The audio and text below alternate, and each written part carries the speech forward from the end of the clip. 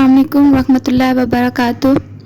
एक बहन ने सवाल पूछा है कि मुंह बोले भाई और बहन का पर्दा जायज़ है? जी बिल्कुल, इनसे भी पर्दा है। किसी को बाप भाई या मुंह बोला बेटा बना लेने से वो आपके हकीकी बाप भाई या बेटा नहीं बन जाता।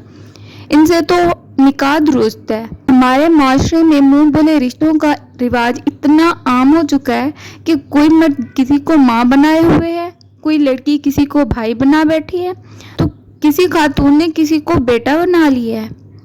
इसी तरह कोई किसी जवान लड़की का मुंह बोला चचा है तो कोई मुंह बोला बाप।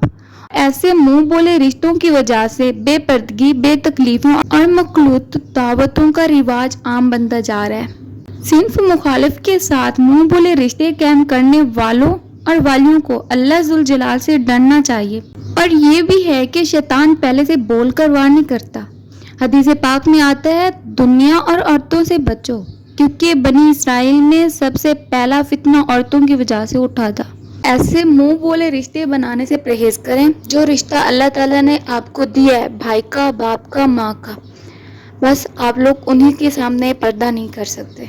मुंह बोले रिश्तों से परहेज करें। अल्लाह ताला ने आपके सगे माँ बाप भाई से पर्दा ना करने का हुक्म दिया और जिनसे अल्लाह ताला ने पर्दे का हुक्म दिया उनसे पर्दा ही करें, ना कि मुंह बोले रिश्ते बनाएं। इन मुंह बोले रिश्तों की वजह से हमारे माशरे में बहुत सी बेहयाई, बेपर्दगी का रिवाज आम होता जा रहा है।